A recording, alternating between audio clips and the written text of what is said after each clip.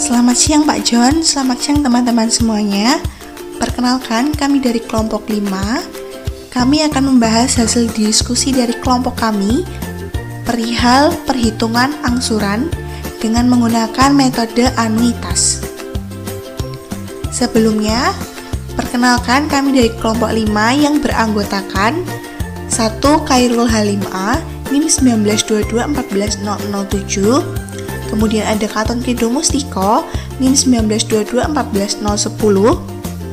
Yang ketiga ada Atisa Kalurap Sanjani, NIM 1922-14030.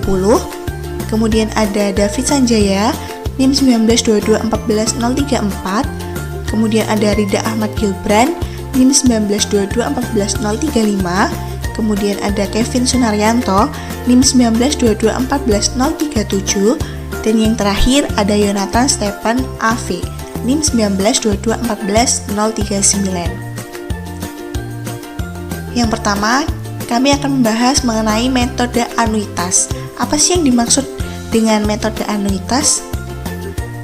Metode anuitas merupakan modifikasi dari suku bunga efektif yang ditujukan untuk mempermudah nasabah dalam membayar jumlah angsuran tiap periode, karena besaran atau nominalnya selalu sama, yaitu bunga dihitung dari sisa pokok yang belum dibayar. Perbedaan bunga anuitas dan bunga efektif adalah pada jumlah angsuran per bulannya. Tadi kita sudah membahas mengenai bunga anuitas membuat jumlah angsuran tiap bulan yang sama. Kenapa sih? Ada beberapa alasan. Yang pertama, hanya terdiri atas bunga dan pokok angsuran yang terus berubah secara periodik.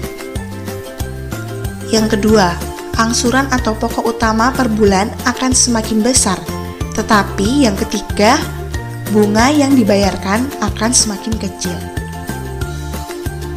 Lalu, ada rumus untuk menghitung angsuran dengan metode anuitas.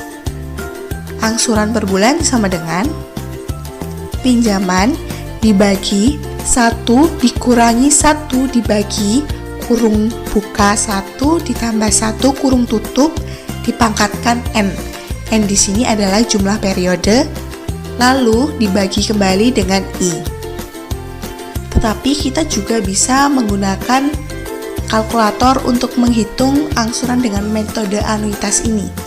Yang pertama, itu langkahnya hitunglah 1 dibagi dalam kurung 1 plus bunga kurung tutup dipangkatkan periodenya.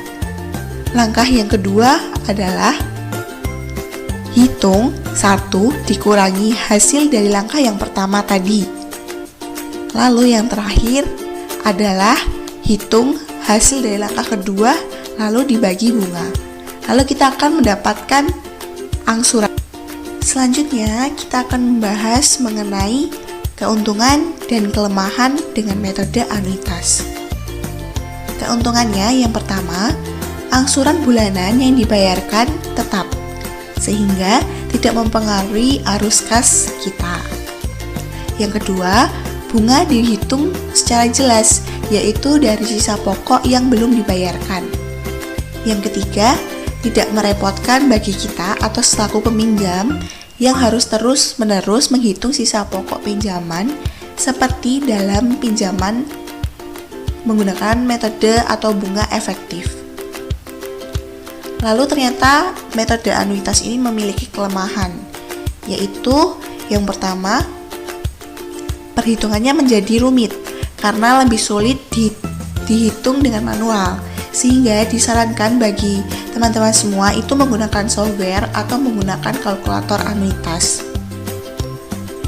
Kelemahan yang kedua itu, meski jumlah cicilannya sama setiap bulannya, yang kita bayar atau kita lunasi terlebih dahulu itu adalah bunga pinjaman, sehingga pokok pinjaman yang dibayarkan akan semakin besar hingga akhir masa pengembalian pinjaman.